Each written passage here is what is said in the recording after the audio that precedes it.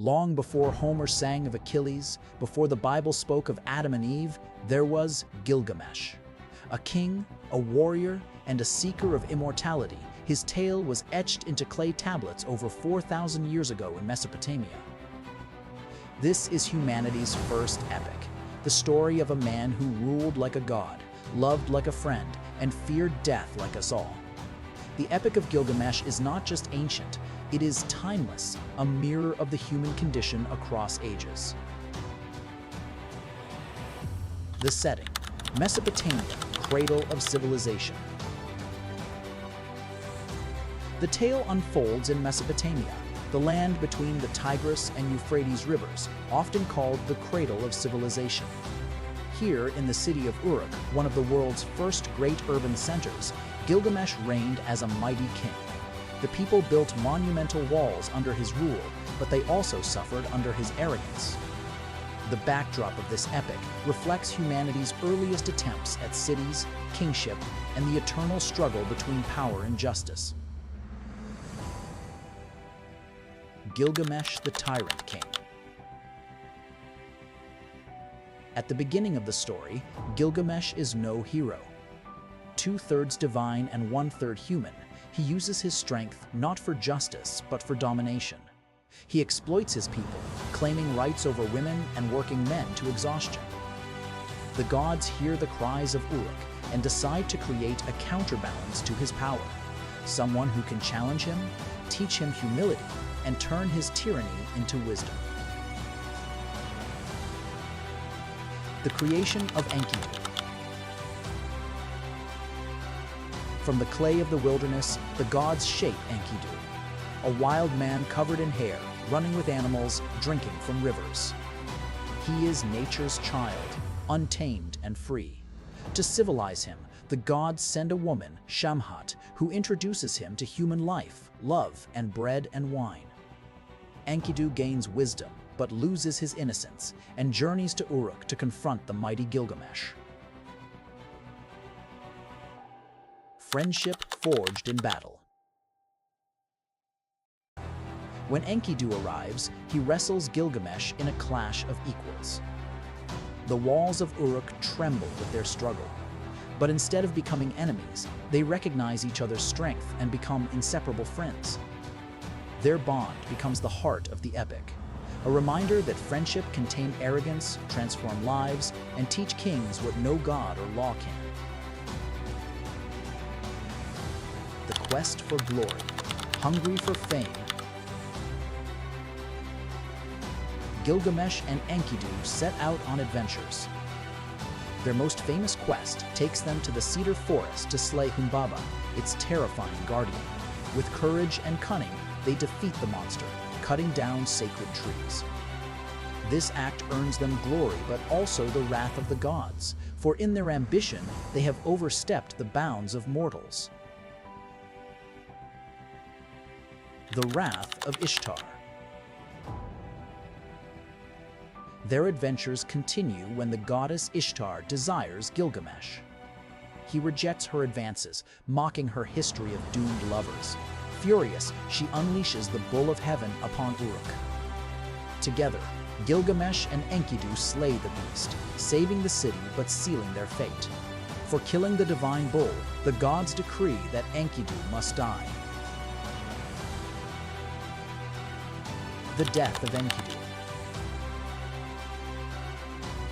Enkidu's death is the turning point of the epic. Stricken with illness, he curses the day he was created and laments his fate. When he dies, Gilgamesh is overcome with grief. The once proud king who feared nothing now trembles before death. He mourns his friend like a brother and realizes the fragility of all human life. This moment transforms the epic from a tale of conquest into a meditation on mortality. The search for immortality. Desperate to escape death, Gilgamesh leaves Uruk and journeys into the wilderness. He seeks Utnapishtim, the survivor of a great flood sent by the gods, a man who was granted immortality. Gilgamesh wanders through mountains, crosses seas, and faces terrifying creatures, driven by a single question: can death be defeated? His quest becomes humanity's eternal struggle, the search for meaning in the face of the inevitable. The story of the flood. When Gilgamesh finds Utnapishtim, the old man tells him the story of the flood, a tale strikingly similar to the biblical account of Noah. The gods once sought to destroy humanity with water, but Utnapishtim was warned and built a great boat to preserve life. For this, he and his wife were granted eternal life. Gilgamesh hopes to gain the same gift, but Utnapishtim warns him, immortality is reserved for the gods alone. The test of endurance. To prove his worth, Utnapishtim challenges Gilgamesh to stay awake for 6 days and 7 nights. Exhausted from his journey, Gilgamesh fails almost immediately, showing that even the strongest king cannot overcome the limits of human nature. Yet, Utnapishtim offers him a final chance. He reveals a secret plant from the depths of the sea that can restore youth. The Lost Plant. With determination, Gilgamesh retrieves the plant of life, believing he has conquered death. But on his journey home, while bathing, a serpent steals the plant and slithers away. It is a devastating blow. Gilgamesh realizes that no matter how far he travels, immortality will always slip from human grasp. The serpent, shedding its skin, becomes the eternal symbol of renewal, while man remains mortal. The return to Uruk. Empty-handed, Gilgamesh returns to Uruk. But in his failure lies wisdom. He gazes upon the massive walls of his city, the work of human hands, and finds meaning not in eternal life, but in legacy. The epic ends not with conquest, but with acceptance.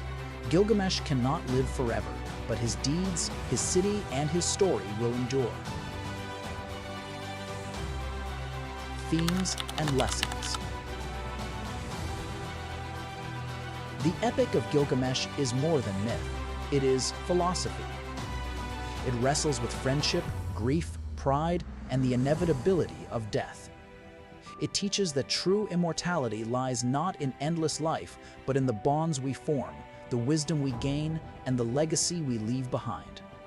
Gilgamesh's journey is our journey, the struggle to face mortality with courage and meaning. Conclusion. The first human story. The story of Gilgamesh is humanity's first epic quest, and yet it feels startlingly modern. It asks the same questions we ask today. How do we live knowing we must die? What gives life value? What do we leave behind? In the clay tablets of Mesopotamia, a king's grief and hope were written down, and in those words, the human heart was revealed. Gilgamesh may not have found eternal life, but his story achieved something greater: immortality in the memory of humanity.